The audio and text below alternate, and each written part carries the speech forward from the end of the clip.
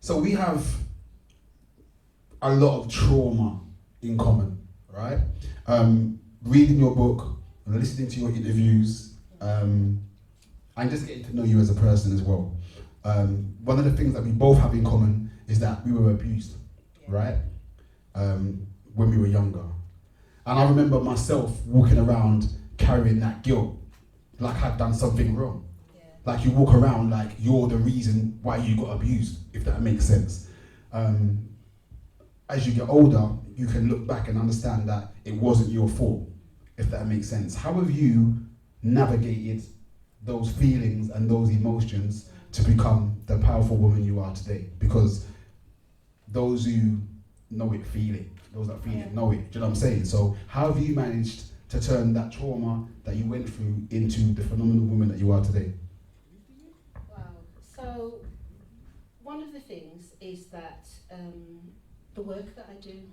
So I know that because I have lived experience. So if I give you an example, when I was reading your first draft, Fredi, and you articulate what you went through as a little boy, I get it. Do you know what I mean? I get it. And I'm able to connect. It's not about my story, but I'm able to be open enough to receive other people's stories and their perception of the pain and the trauma they've been through. And I understand that the work that I do, it isn't really just about printing books, because it's more I provide a transformational process through working through with individuals who are brave enough and strong enough to speak their truth. I've got quite a few of them in the room here, and I'm sure they'll testify to this. So I know part of my work, the experiences I've had of trauma have actually, to a great extent, enabled me to work with other people. Previous to this, Fredi, I became a social worker. I was also, I was a social worker, but I ran preventative services, and I was a strategic manager across the borough, as Nathan alluded to earlier. And again, I suppose my thing was, I wanted children and women to be safe, and I also wanted to be one of the people that helped children to have good quality experience in their childhood, and to work with adults to enable them to be able to engage positively with their children.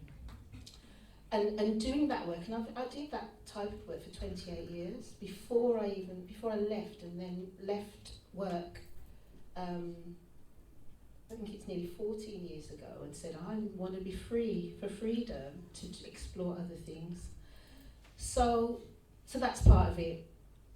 Is that an answer? Yeah, no, definitely, most definitely, and thank you for sharing that. Your therapist, right? Yes. That helped you. Where? She's here, Sharon. Hello, love. I think therapist counselling is such an amazing thing. If you have a headache, you go doctors, right? If your leg hurts you, you go see physio. But not enough of us go to see therapists and get the work done that needs to be done. Yeah. Now, round of applause for the work you do. Like, it needs to be acknowledged, you know what I'm saying? Because, again, like I said, we don't give enough acknowledgement to therapists and therapy. I've done therapy through default, and one of the things that it actually gave me back was the opportunity to go back and find my little boy. Because you find that most of the people in this room are experiencing things now that could have been solved if they'd spoken to their little girl or their little boy. Hence why my book's called Boy. And I've gone back in time to address my little boy, hug him, tell him, yo, it's all right. You can cry. You can be a certain way. So, your little girl. It's exactly it, Fredi. Your little girl. Yeah. And your little boy. Wow. This is what we connected on. Yeah. Do you know what I'm saying? Our inner child, right? Yeah. So what I want to ask you is, do you think you took good care of your little girl? Because I know I didn't. Hence why I ended up doing a lot of the things that I did. No, so, I absolutely did not. I have never really taken care of myself, ever, Fredi. I'm sorry, Fredi, it's us. I've never... we're the same. We're the same. We're like the male and female version of trauma. Serious. But you know what? But we're also the flagship of perseverance and working through it and resilience. Yeah. So and loving. So you know what? I want a round of applause for that. Yeah, we need one. Yeah, that's what we need. We want a round of applause for that. Yeah. But yeah. So your little girl, my little boy, little Fredi. Fred, as they used to call me. Don't you lot call me Fred. And Mars. Right?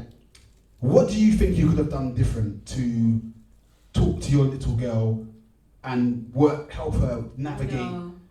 Because look, I mean, he might not want me to tell you, but he is in his 50s. Okay. But he's got a grey. 23. He's nearly the same age as me, but I am older. But do you know, Fredi, it's taken for me to be 57 to really do the work. Well, I was 56 when I started the journey. To really love on that little girl, to give that little girl space and time to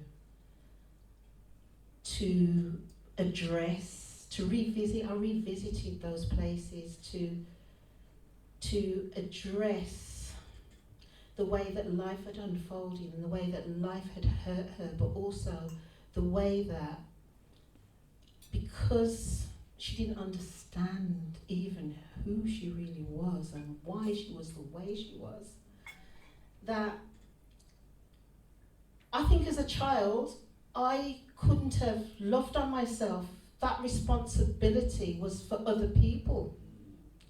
But unfortunately, growing up in the late 60s, early 70s, children weren't that important, you know. And if you grow up for example, in domestic abuse, then it's not recognised that it impacts children. And if you had any other types of abuse, which we've experienced also, Fredi, it's something that you don't even tell anyone until, come on. Yeah, I mean, it's crazy, and I just touched on this briefly. When I came back from Kent, I joined one of South London's biggest gangs. 45 of my friends have been killed. 45 of my friends have been killed.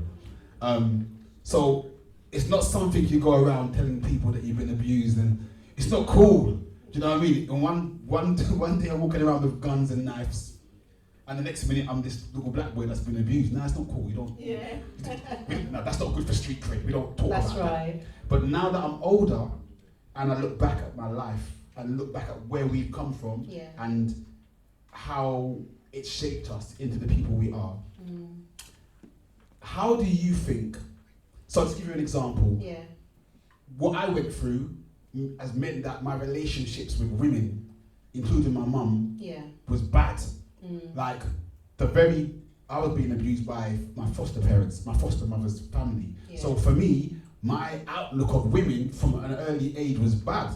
Like, if the person who's meant to love me is abusing me, then what chance have I got with another woman? So as years have gone on, most of my relationships have gone one way. I've had a certain look of women and so on and so on and so on. How has you and what you've been through, how has that affected your relationships with men? Yeah, well, I'm very clear on that. I understand that. So there are two levels. So I think because as a child, I didn't feel, I never was important to any man at all. Whether they had a label as father or stepfather, I wasn't important at all. I was kind of just there. Yeah. So I didn't feel any love or care or real interest in me. And I was a child who'd been through a lot of trauma, and but I was kind of labelled as the bad one, you know, and totally misunderstood person, totally misunderstood. And so in terms of men, because I'd either been used to a kind of a narcissistic, violent type father, or another narcissistic type cold stepfather, when I was actually attracted to men like them. I was attracted to men like them.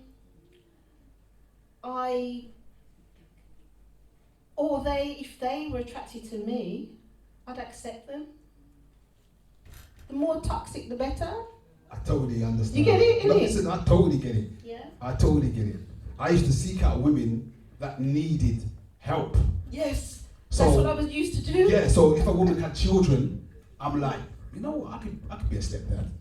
But that came from me not having that support. Yeah. If they never had money, my pockets never lungs, me alright, you know? Yeah. So I'd like have money and try to, you know what I'm saying? So I tried to We fill those became gaps. Yes. rescuers. There you go. Rescuers. There you go. But you see what happens is that if there's a deficit during your childhood, and also if you experience abuse or neglect, or also if you're unable to, your emotions and emotional needs are not met by your caregivers, which again in your story, not only what happened with your foster carers, but also what happened when you went back to your mom. If those needs are not met, then we're going to seek some validation from somewhere. That's why I joined gangs. There you are.